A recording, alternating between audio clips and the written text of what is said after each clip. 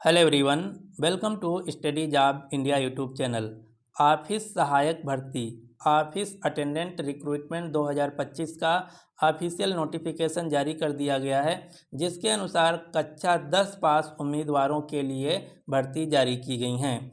इस वीडियो में हम डिटेल में जानेंगे इसके लिए सिलेक्शन प्रोसेस क्या है, आयु सीमा की गणना कब से की जाएगी और आवेदन तिथियां क्या हैं। तो सबसे पहले जान लेते हैं इस वैकेंसी के बारे में। तो इस वैकेंसी को Delhi subordinate service selection board यानी कि DSSB द्वारा जारी किया गया है। ये वैकेंसी दिल्ली हाई कोर्ट में कोर्ट अटेंडेंट के लिए जारी की गई हैं।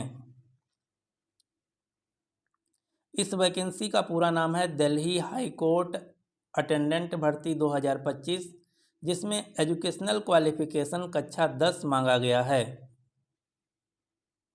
अब मैं आपको इस भर्ती की खास बात बताने वाला हूँ। बहुत कम ऐसा देखने को मिलता है कि कक्षा 10 पर कोई वैकेंसी निकले जो कि ग्रुप सी की हो। ज़्यादातर कक्षा 10 पे ग्रुप डी की वैकेंसी निकाली जाती हैं, लेकिन बहुत कम ऐसा होता है कि कक्षा 10 लेवल पे ग्रुप सी की वैकेंसी हो, जो कि ये वैकेंसी है। ये वैकेंसी ग्रुप सी की और लेवल 3 की वैकेंसी, यानी कि इसमें जब आपकी नौकरी लगेगी तो अच्छी खासी सैलरी होने वाली है। अब हम बात कर लेते हैं महत्वपूर्ण तिथियों के बारे में। तो ऑनलाइन आवेदन 26 अगस्त से शुरू है।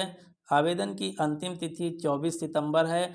आवेदन जो मोड है कम्प्लीटली ऑनलाइन है। आयु सीमा की बात करें तो मिनिमम आयु सीमा 18 वर्ष, मैक्सिमम 27 वर्ष मांगा गया है। यहाँ पर आयु की गणना 1 जनवरी 2025 को आधार मानकर किया जाएगा, यानी कि 1 जनवरी 2025 तक जिसकी मिनिमम आयु 18 और मैक्सिमम आयु 27 है, वो सभी कैंडिडेट इस भर्ती में आवेदन कर सकते हैं।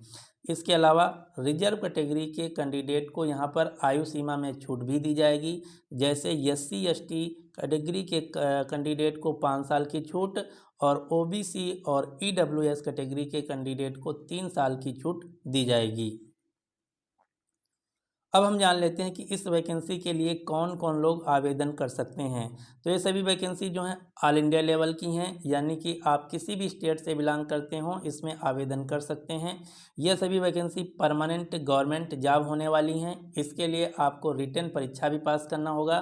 तो यदि आप इस फॉर्म को भरते हैं तो पढ़ाई शुरू कर दीजिए। इसमें महिला और पुरुष दोनों कैंडिडेट आवेदन कर सकते हैं।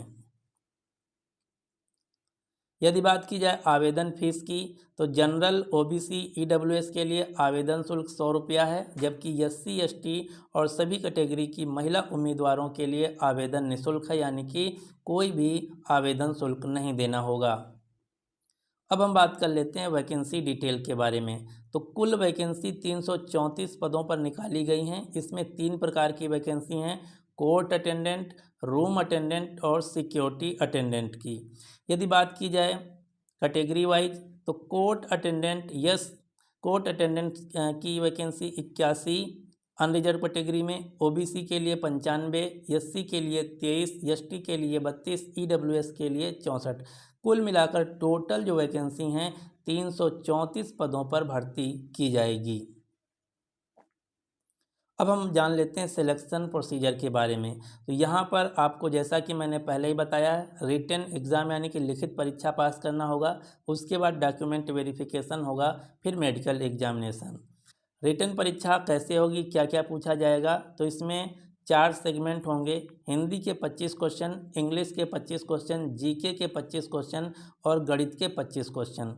ये 25 25 25 यानी कि टोटल 100 क्वेश्चन होंगे और एक क्वेश्चन 1 मार्क्स का, यानी कि टोटल पेपर 100 मार्क्स का होगा।